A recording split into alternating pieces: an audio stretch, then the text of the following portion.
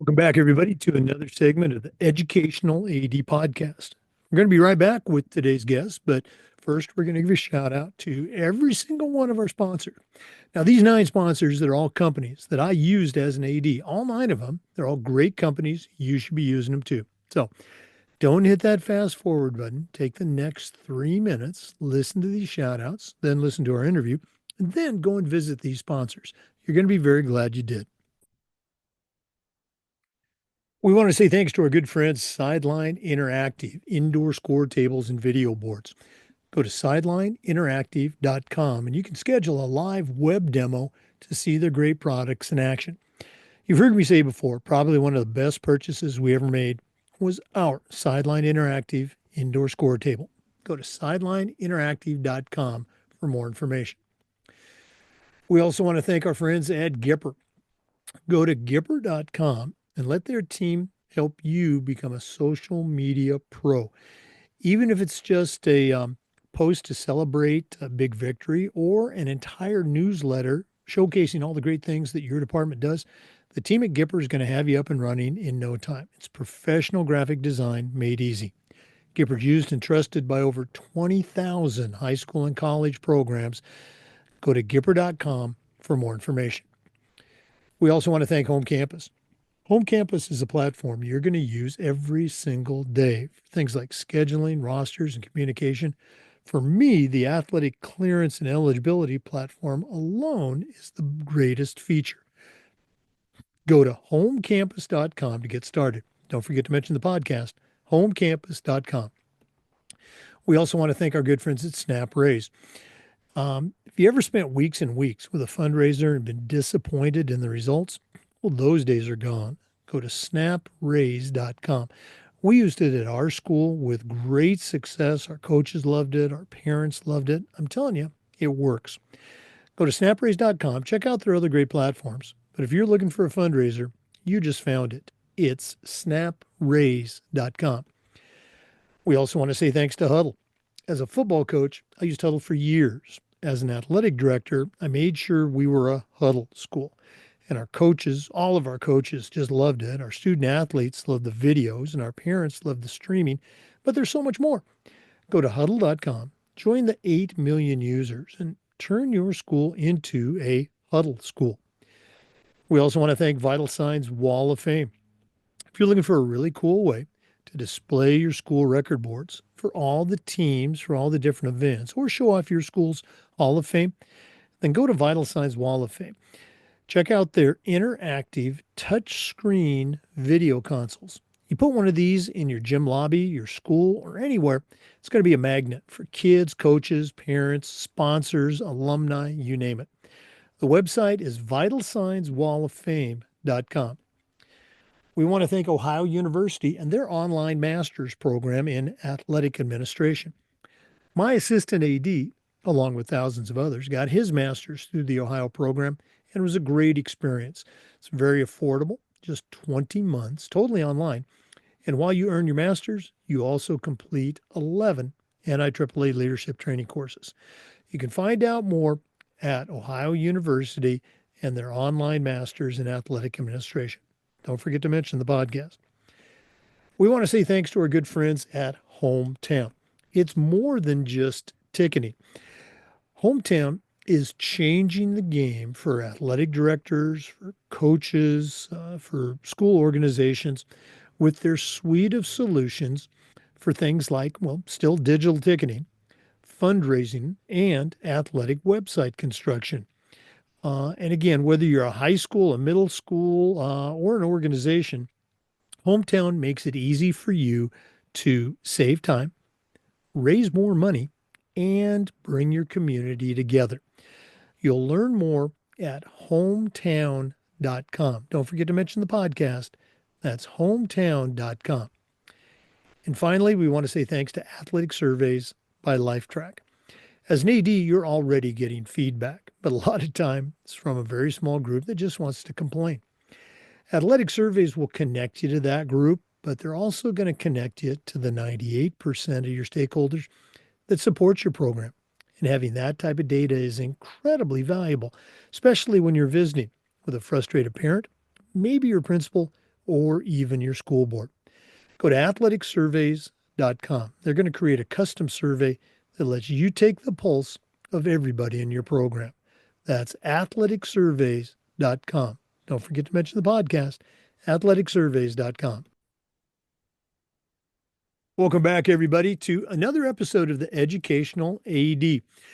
It's not just a back to college episode today. It's a update from one of our guests from a couple of years ago. Longtime listeners will remember the episode with Patty Medina when we talked to her back, I guess it was 2022. She was at a junior college in the DC area. If you missed that interview, you need to go back and listen to it. Some great, great stuff. Now, Patty is the Associate Athletic Director at American University. She's in charge of student athlete development and inclusive excellence, also involved with some DEI initiatives as well. Has a tremendous background in athletics as an athlete, as a college coach. You've already heard as an AD. She's also the founder of an organization called Hooper Mentality Foundation. She's going to share all of that and more. Patty Medina, welcome back to the Educational AD Podcast. Thank you, Jake. Happy to be here. Well, you and I were talking. It's a busy time for our listeners. We're recording this on February 25th, so it's going to be pretty timely when you listen to it. Patty, as you know, we always like to let our listeners have a chance to get to know our guests. So give us that quick bio, where you were born, where you grew up. Tell us your life story in 2 minutes, maybe just up through your college years, and then we'll dive into the later part of your career. But what's the Patty Medina origin story? Thank you. Yeah, and for those that listened the first time around, some of this information might be redundant, but I was born in Mexico and came to the US when I was 10 and fell in love with the idea of education and how education can really propel you in this country. And so at a very young age, I knew that I wanted to pursue higher education, but needless to say, I never knew I would actually be working in higher education. So after my college basketball career was a wash, I started coaching basketball. So I started coaching when I was 17, did it the grassroots way, started middle school, went to high school, JV, high school, varsity. And then I had my first opportunity as assistant coach for a junior college program in California. And then from there, just kept moving up, kept working hard, kept being in the right rooms around the right people. And I got my first head coaching opportunity at an NAIA in Orange County. And so I did that for almost 2 years. And then my last official coaching stint was at Our Lady of the Lake University in Texas. And so I was the associate head coach slash assistant coach there. And that's when I decided, after that season, I decided that I wanted to leave coaching. You know, my son was entering middle school and he's 16 now. And I told him that when he was getting ready to go into middle school that I would pursue a different career. And I thought that I was going to get into sports management be a professor in sports management because I had been doing it already for a few years.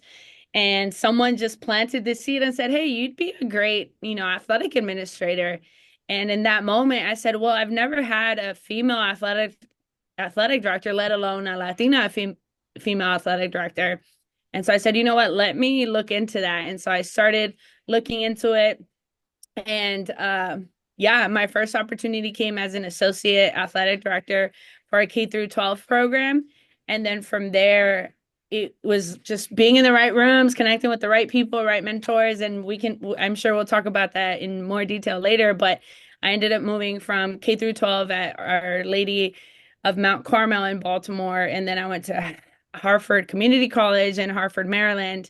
And a year and a few months ago, I got my job here as an associate AD initially my title was associate AD for diversity, equity, inclusion, and belonging. And then we got a new AD. He revamped the department, and my title now is associate AD for student athlete development and inclusive excellence. So I still do a lot of the DEIB work, but now I'm also overseeing a lot of our student athlete development, and I get to dabble in the NIL space, which I'm excited about to be learning. And so, Yeah, I'm probably one of the few people that say I'm excited to learn about the NIL space, but I'm around a lot of professionals that are thriving in that space, and it's such a great space to be a part of. So yeah, that's Well, that's that's my spiel. that was actually pretty good. That was just under 3 minutes. We're going to talk about that career stuff later on. I'm going to go all the way back, coming to the United States.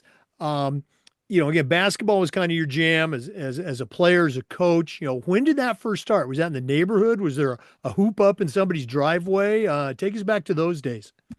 Yeah, actually, my first sport was soccer. So I came to the US loving soccer, very stereotypical, I know, Mexican and playing soccer. But yeah, when I came to the US, I was playing soccer, and a classmate of mine in sixth grade was like, "Hey, you should come out and try out for basketball." I didn't know what basketball was, and she said, "Oh, it's like soccer, but you get to use your hands. Like you don't actually use your feet for the ball, you use your hands." And so ended up trying out, ended up having a great season, was MVP of my team in sixth grade. And then I didn't play seventh or eighth grade because we didn't have the means to pay for AU or club basketball. And so seventh and eighth grade, I played intramural for my middle school, but that was about it. And it wasn't until high school that I really got into like a team entity of playing consistently and year round. Now you went on to, you were a head college coach. You're obviously still involved in athletics at the administrative level. Can you think back to a moment? I'm a big moments guy. Can you think back to a moment, say during your high school experience, that maybe at the time it didn't seem like much, but now looking back with experience and wisdom and perspective, you can point to that moment and say, hey, that was a big deal for me. Actually, I had my 20-year high school anniversary in 2023. So I graduated 03.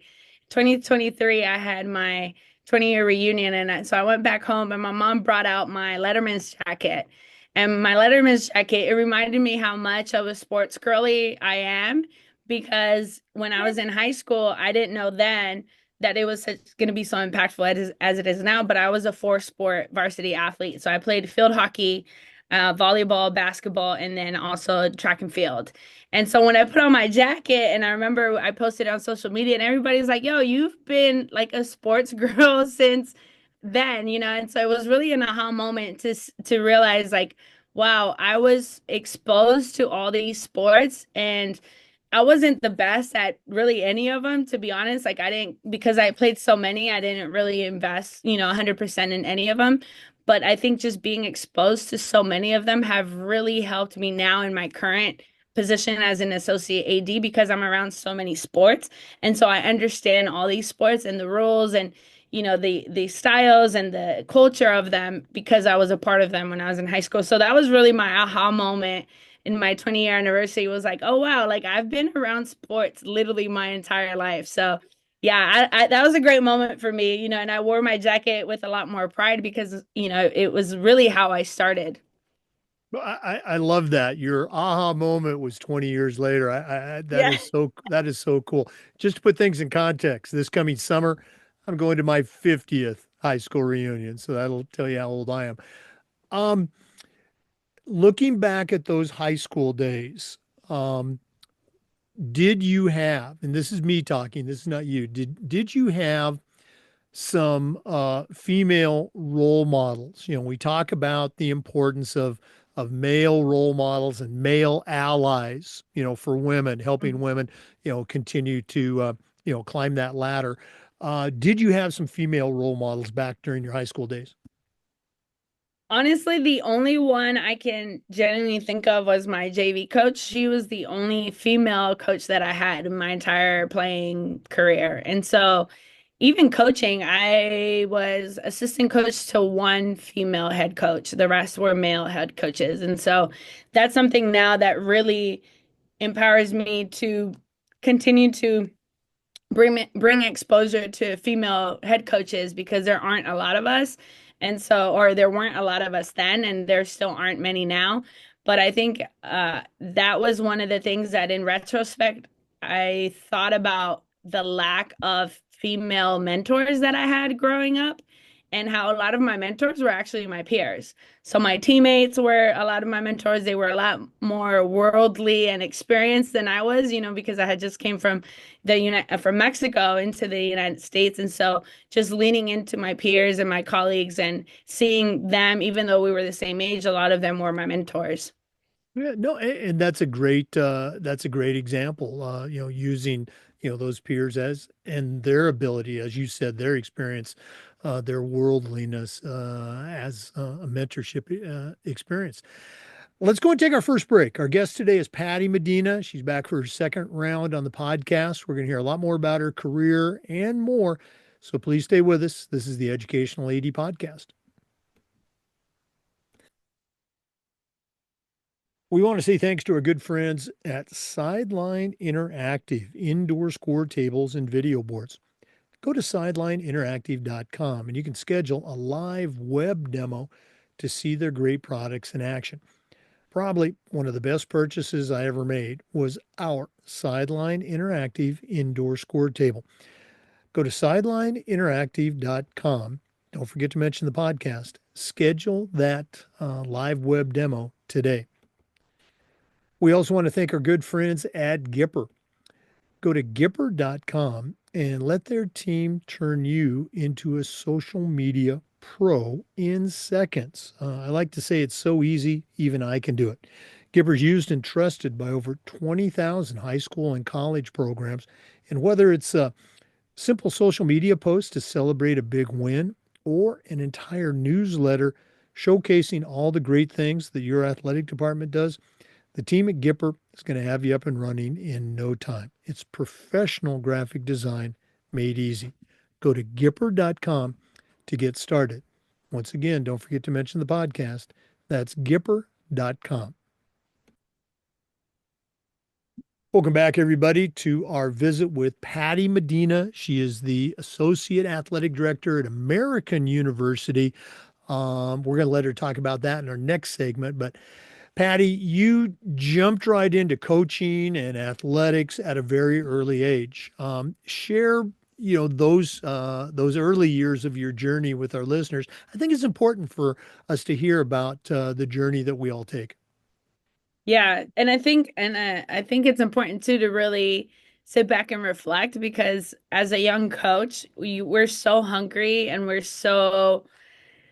have this sense of urgency to want to just take any position that comes becomes available to us, and you don't really realize at the moment you're whether you're asking the right questions during the interview or whether you're even receiving, the right information to make a sound decision for these positions. And so one of the things for me that I've learned now as I've gotten older and more comfortable with these interview processes is that I we are interviewing them as much as they're interviewing us. And so for me, that's something when I was younger and when I first started coaching, I was just taking opportunities left and right.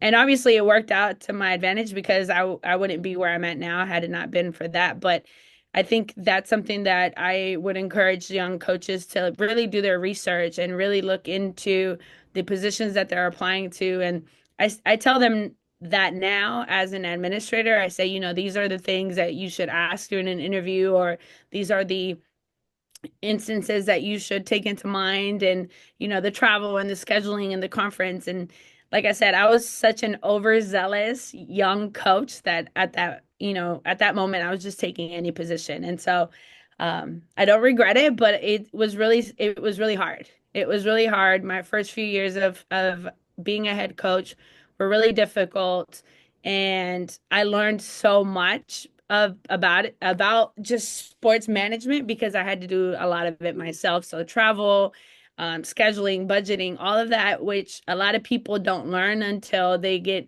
higher up in the ranks. Like I had to learn through trial and error. And so that was something that, in retrospect, I wish I would have been more mindful and done a lot more homework prior to accepting certain positions. But yeah, I was 17 and I was coaching and I was just hungry and I wanted an opportunity to coach, and I loved the sport and I loved the mentorship and the leadership. And so I just took, whatever came my way. And I see that now, and I'm so proud of these young coaches that really know who they are and they advocate for themselves in a way that I didn't when I was their age. Yeah, I just had a similar conversation with a young athletic director and shared, I had a 41-year career teaching, coaching, and athletic director, had a great time, loved it. But there were several times during my career where it wasn't that I wanted a job, I needed a job. And so, Mhm. absolutely, I was applying for just about anything out there. As I went along, I was fortunate to have some successes. And, the latter part of my career, I could be a lot more choosy. And there were positions Mhm. that I wanted, and several times I wanted, but I didn't need them like I did earlier in my career. And there were a couple of times where I knew that I was interviewing the school, okay, that they Mhm. had come after me. And so now I'm asking those questions that I should have and wished I could have asked earlier in my career. Great, great point. Um, Take us on that journey. Again, you were a college coach right out of the chute, got into administration as you shared. What were maybe some of the lessons that you learned on those early coaching jobs that you still use today as a successful college athletic administrator? Man, I don't know how many NAIA and junior college coaches and administrators you've had on your show here, but at that level, we do everything. We do everything from facilities to mopping the floors to wiping the backboards of the basket, to scorekeeping, all of that. And so, like I said, in retrospect, me being so open and willing and able and volunteering for all these things, at the moment, I thought, okay, it's for the benefit of my team, right? We need clean floors so we don't have janitorial staff, so I'll do it. It's no problem. But then as I went up higher at the ranks, I realized a lot of those things I did less of, but I was still as appreciative for the people that were doing it. And so at that in my younger years, and I tell younger professionals now, like, always say yes to volunteering, always say yes to helping out, always say yes if you have the mental, emotional, and professional capacity to do these things. Like, say yes, because you don't know what opportunities are going to come from it. So even now in my current position, if they need a scorekeeper, I'll do scorekeeping. Recently they needed someone to do color commentating for a broadcast, and I had never done it, and so I was like, hey, if y'all need somebody, I'll do it. And I ended up doing it, and ESPN Plus. And so it's one of those things where it's you're never too great or too big to do, to help out. And I think that's where people realize, okay, she's not bigger than anyone or greater than anyone or better than anyone. And she's willing to mop the floor, for a team, even as an associate AD, or she's willing to scrape gum off the court, regardless of her title. And so I think that's something for me that I learned from my early coaching years was like, just, if you see a need, fill it, right? And that's the one thing we grew up learning with my first head coach. She said, if you see a need, fill it. Don't even ask me. Like, if you see a need, just fill it. And I think a lot of times, nowadays, you don't see that same initiative from younger professionals of like, you see a need, fill it. They're waiting to be told to fill the need instead of saying, hey, I know there's that need right now. Let me go fill it. And that's one of the things for me that has allowed me to stand out is my initiative and my proactiveness of wanting to fill those needs without being asked. When you were talking about coaches and ADs at the NAI level, which I was an NAI athlete and also a coach, um, every single one of our high school athletic director listeners was going, "Yep, that's what I do. Yep, that's the job." So no, you're preaching to the choir on that. Um, and you bring up such a great point. And whether it's, this generation or any generation, I think the people that become athletic directors, like you and I, and, many, many, many others, we are wired that way. There's a spill on the floor. We're going to clean it up. The garbage can needs emptying. We're not going to call facilities, we're going to do that. And it's just, we're wired to whether it's fix an issue or make things happen, because when that event comes off seamlessly, we know the million and one things that went into making that happen, that at the high school level, the parents, or at a college level, the fans, they just think it Mm. all magically happens. Right. And they don't think about, and they have no idea, nor should they, about all the things that go into it. Um, in our next segment, we're going to have you talk about your new school, American University. And I'm going to lead off with, I'm not going to ask you now, but I'm going to lead off with why make the change? You're having a very successful run at your previous school. What was it about the American University job that attracted you? We're visiting today with Patty Medina, a friend of the show. And we're going to be back with more on the Educational AD podcast. We also want to say thank you to our good friends at Home Campus. Home Campus is one of those platforms that you're going to use every single day. Things like scheduling, rosters, results. For me, their athletic eligibility and clearance platform is the best around. To find out more, just go to homecampus.com. That's it, homecampus.com. We also want to say thanks to Snap Raise. Have you ever spent weeks and weeks with a fundraiser and been disappointed in the results? Well, those days are gone. Go to snapraise.com. It's hands down one of the best online platforms out there. We used it at our school with great success. I'm telling you, it works. Go to snapraise.com. You can check out their other great platforms. But if you're looking for a fundraiser, you just found it. It's snapraise.com. We also want to say thanks to our friends at Huddle. As a football coach, I used Huddle for years, but when I became an athletic director, I made sure that our school was a Huddle school. And our coaches, all of our coaches, just loved the tools that Huddle provided. Our student athletes loved the videos, and our parents loved the streaming, but there's so much more. Go to huddle.com. Don't forget to mention the podcast. Join the 8 million users and find out how to turn your school into a Huddle school. That's huddle.com.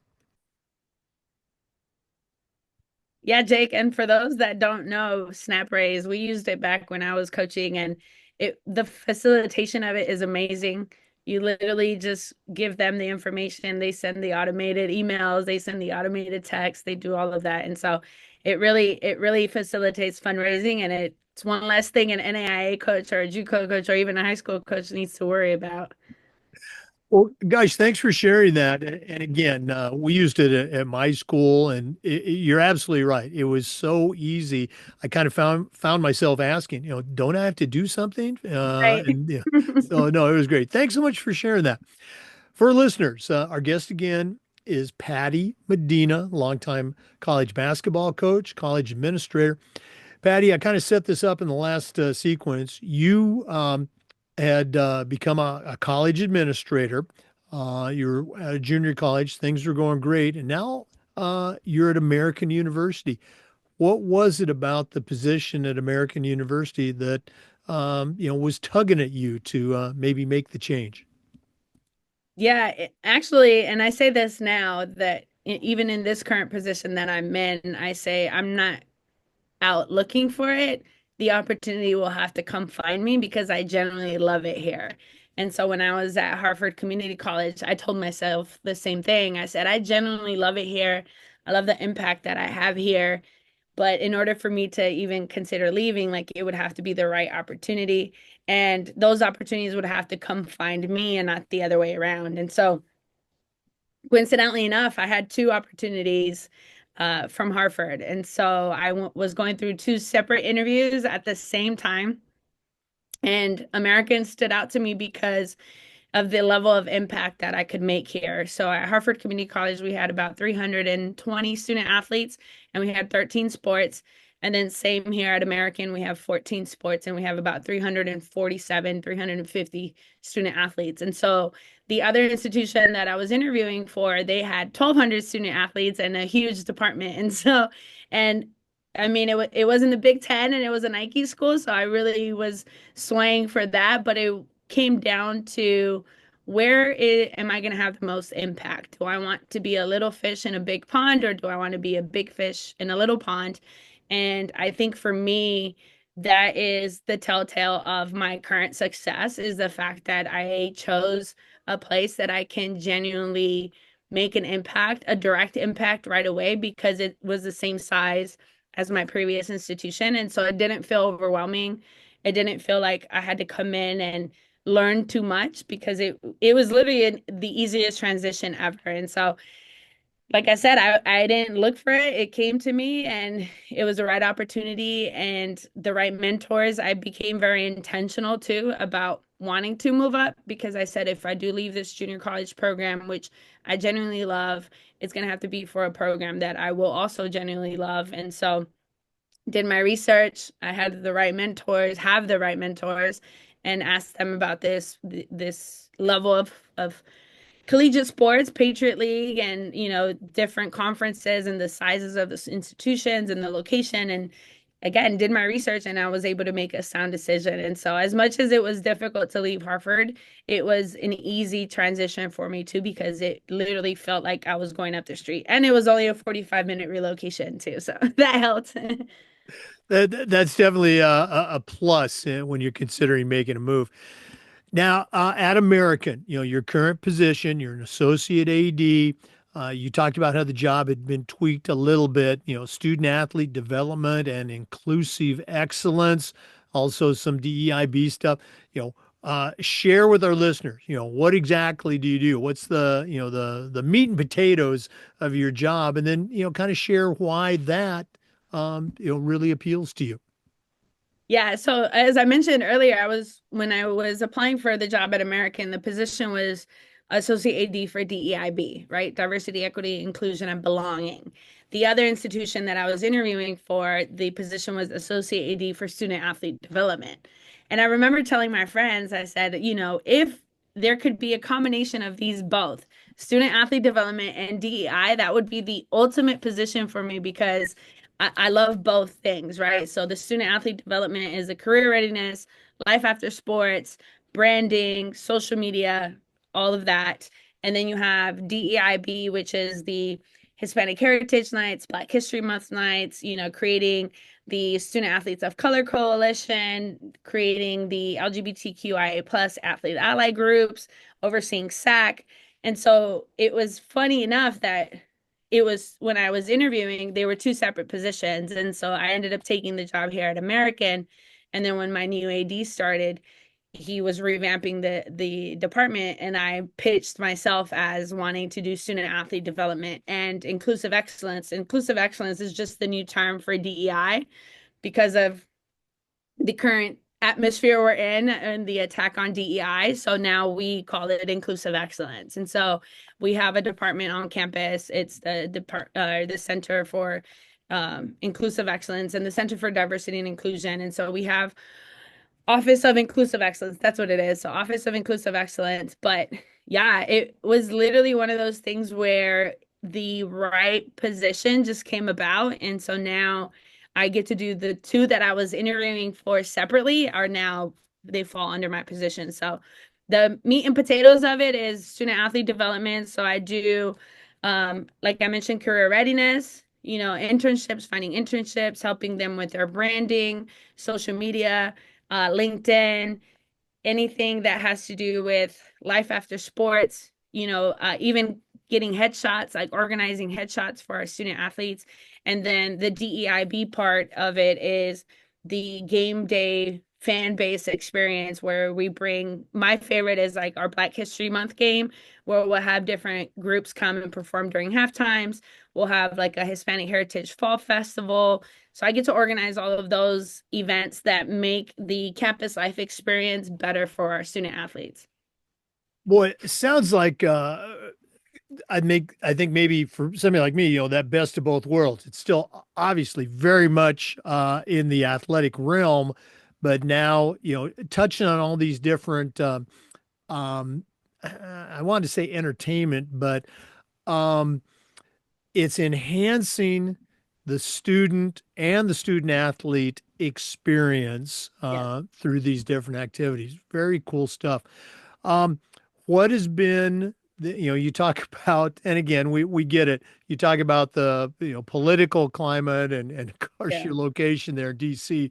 Um, and tell me if we're straying into the weeds here too far. What's been at least one and maybe a couple of your favorite events or activities, whether it was just you and the students or with the coaches or the community or the college?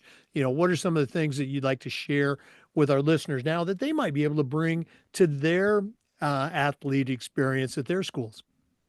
Yeah, so I'm actually spoiled because I am in DC. It's so easy to find organizations and community organizations to partner with. And so my two favorite, as I mentioned, are Black History Month games. We had a group called Batala DC, which is an Afro-Brazilian drum line, and it's all women. So we had like 30 women show up with drums, and they performed at our halftime. It was amazing. And then our Hispanic Heritage Night, we had Ballet Folklorico, and then we had local high schools has a salsa dance team. And so they came and performed, and they're like a nationally recognized salsa dance team. So they came and performed. But I'm very, very embedded in the community because I'll go to like music festivals or different culture festivals, arts and culture festivals, and then I see a performance group that I like, and so I'll go get their booking info, and I'm like, hey, I'm up this street at American University. Do you want to come perform? And that's been the easiest part for me because DC is such a pot of culture and languages and food and just a diaspora of different cultures. And so it's been very easy for me to make our student athlete experience even that much better just by exposing them to different things that the majority of Northwest DC doesn't get out and go into downtown DC or Southeast DC. Oh, I love it. Sounds like a great atmosphere for an athletic event.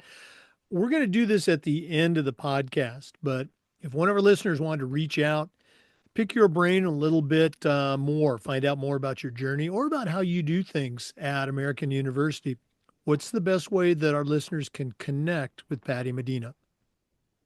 Yeah, I have my Instagram, which is coach.patty.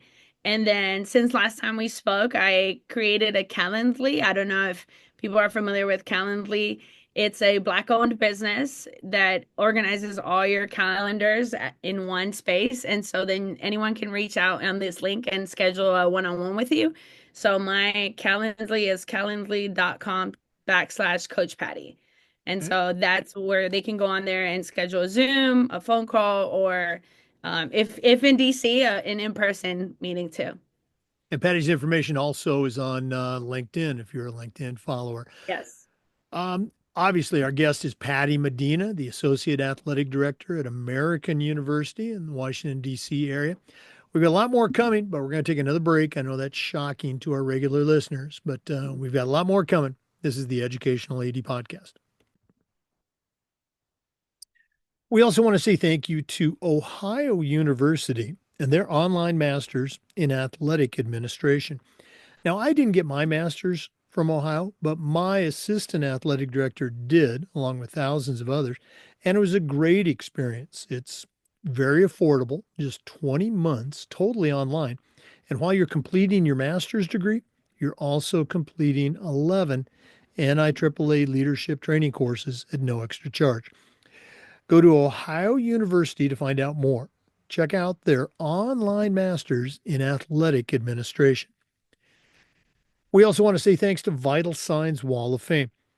If you're looking for a really cool way to display your school record boards for all the teams, for all the different events, or show off your school's Hall of Fame, go to Vital Signs Wall of Fame and take a look at their interactive touchscreen video consoles.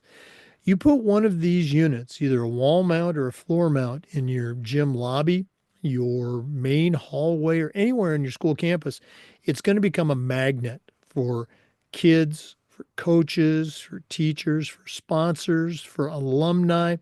You got to see it to believe it. The website is vitalsignswalloffame.com. And we want to thank our good friends at Hometown. Hometown is more than online ticketing.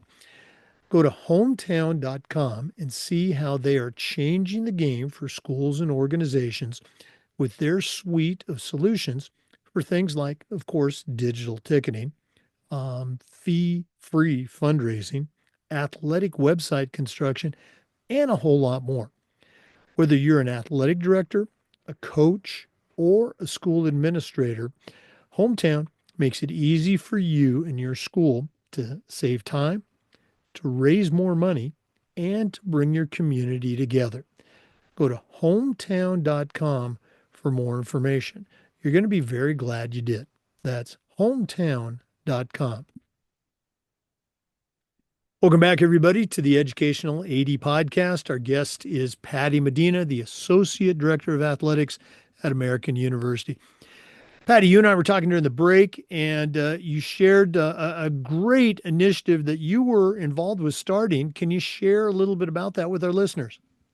Yes, actually, it came from lived experiences because, as I mentioned earlier, excuse me, I haven't had the opportunity to find mentors, specifically Latina or Latinx mentors in the athletic world, whether it was in coaching or now as an athletic administrator. And so recently, actually in late August, I was on a phone call with Liz Reyes, who at the time was the senior associate AD for life skills at at University of Pittsburgh.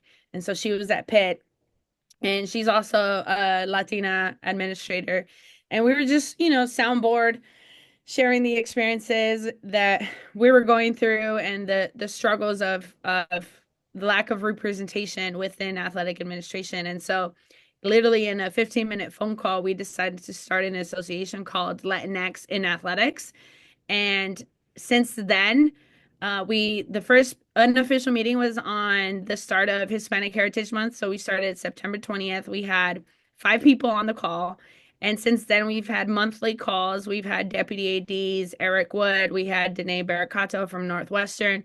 And we've been able to connect with a lot of Latinas and Latinos in athletic administration. And we have done such a great job that we caught the NCAA caught whiff of us. And so now we'll be partnering with the NCAA to help them really bring more exposure and awareness to the Latinx community within athletic administration and collegiate sports. And so right now we are only a social media platform. So we're only on Instagram. We don't have a LinkedIn. We don't even have a website, but we're partnering with the NCAA. We partnered with MOA, which is a Minority Opportunities Athletic Association. And coincidentally enough, yesterday, I was announced as one of the board members for MOA.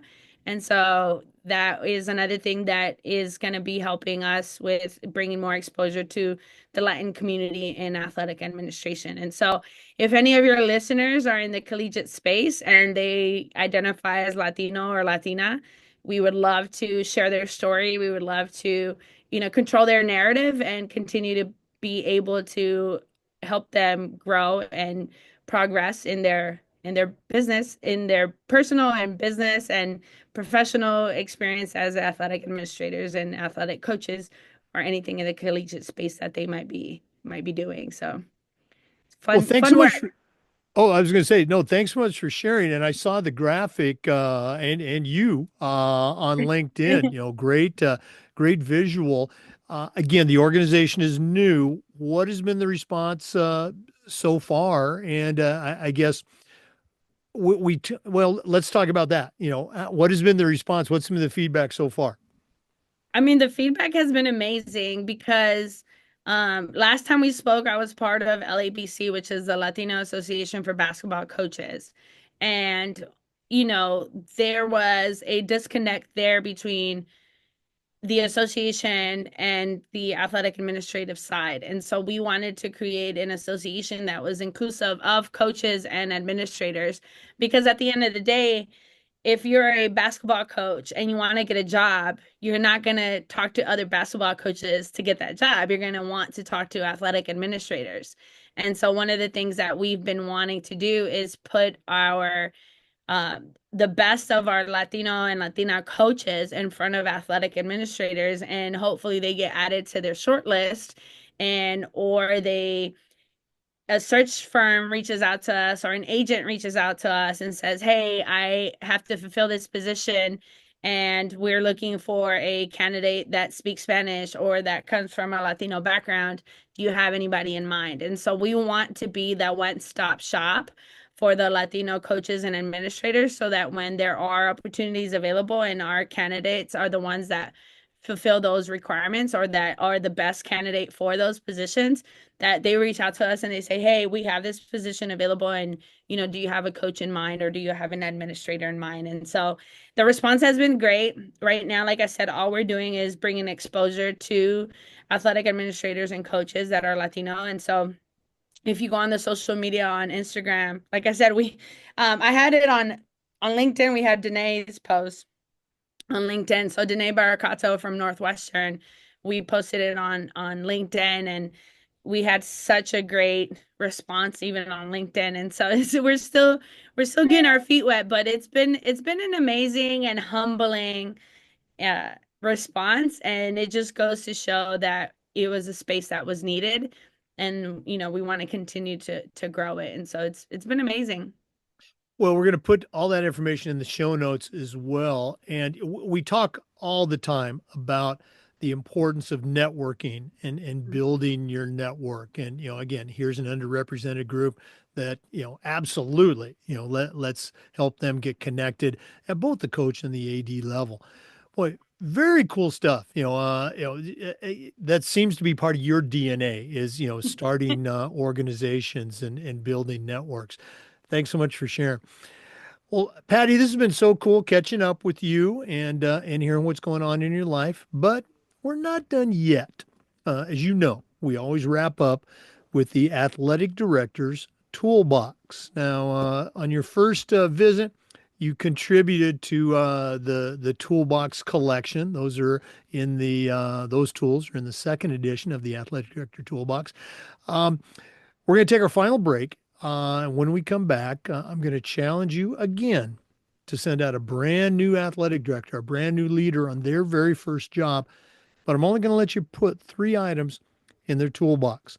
So let's hear from Athletic Surveys, who sponsor this segment. When we come back, we're going to see what Patty Medina does in her second contribution to the athletic director's toolbox. Please stay with us.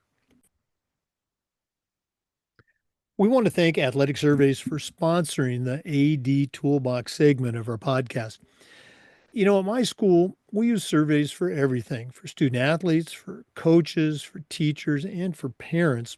And here's the cool thing the information that would come back was almost always over the top positive, about 98% approval.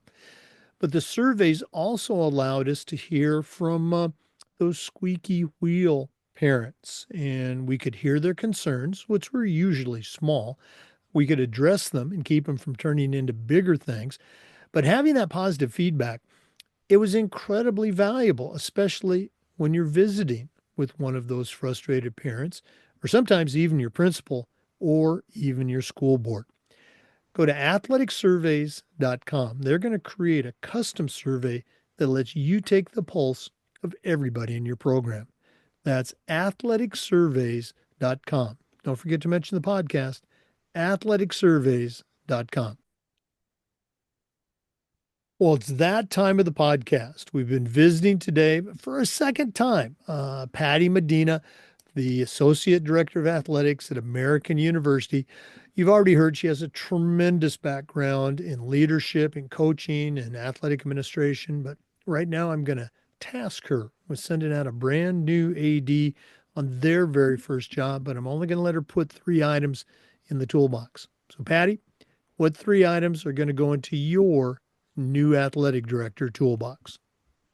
And I'm wondering if others have mentioned this now that I've gotten my feet wet in the athletic administration aspect, but the number one would be a membership to D1 Ticker. D1 Ticker is you get a newsletter every morning and you learn about literally anything and everything that is happening at the collegiate level. There's a D1 Ticker, D2, and D3, I believe. I've signed up just for the D1 Ticker, so but you get notifications every morning, and I learned from my compliance officer, Chris Ray, who is now at Fordham, that it's my morning routine of like reading through D1 ticker that gets sent in the morning and just being in the know of everything that is happening. And so this is also a platform that student athletes can sign up for and learn about job opportunities. They have a job post, they have a job board and all that. So D1 ticker is going to be added to my toolbox. The other one is a book called The Six Types of Working Genius by Patrick Lencioni. I can never pronounce his name. That one, it teaches really how to identify people's strengths, or in this case, their genius, and then placing the people that work with you or alongside you in their strengths. And this could be players, this could be coaches, it could be staff, it could be student workers. And so just learning their genius and then capitalizing on their genius. And so the six types of working genius is in my toolbox. And then I have two, and only two because one is just for women and the other one is for everybody. But I would say a membership to NACDA, the NACDA Association, which is a National Association for College Directors of Athletics. And so that membership allows you to same you get emails with job boards, job postings, happenings in at the collegiate level. And it really there's resources. There's a circle call. Actually, it's called Coffee with an AD. And I've been able to connect with some amazing athletic directors in these sessions because they're only open to 25 people. So you have to sign up as soon as possible, as soon as they post them, and they have a coffee with an AD, and you go into a breakout room with the AD that you pick, and then you get to talk to them and you get to build a relationship. And as you mentioned earlier, it's all about networking in this business, and it's about who you know. It's not just about who you know and what you know, but also who knows you. And so I think that's the important part of like that I didn't realize until I was late in my career is that like, they say, oh, it's not what you know, it's who you know. But I would go further than that and say, it's not even what you know, it's not even who you know, it's really who knows you and who is advocating for you in these rooms and being your ally and being your sponsor in these rooms. And so NACDA is one that I recommend. MOA is a subchapter of that. So if you sign up for NACDA, you can also sign up for MOA, which is part of NACDA. But the other one, and this one specifically for my ladies, is Women Leaders in Sports. Women Leaders in Sports is another association that really helped me in the past year. They have a Leadership Enhancement Institute that I was able to be a part of. And they bring executive coaches in that really, help you polish up your appearance and the way you carry yourself. They also bring in public speaking coaches. They teach you literally anything and everything you can think of that would entail being a woman leader. They bring in the right resources for those spaces. And so the Leadership Enhancement Institute through Women Leaders in Sports is another one that I would add to my toolbox. And like I said, that one is my fourth because it's just for the ladies. Yeah, no, that's okay. We love the resources. As you know, we've done well over 600 interviews here in the podcast, and over half of those have been women leaders just like you. So hopefully we're doing our part to be an ally to all the athletic directors out there, men and women. Patty, it's been great again to catch up with you one more time. If one of our listeners wants to reach out, pick your brain a little bit, add you to their network, what's the best way that they can get a hold of you? Yes, as you mentioned, my LinkedIn. So LinkedIn, Patty Medina. I think the actual LinkedIn is LinkedIn/Coach P Medina. And then Instagram, Coach.Patty.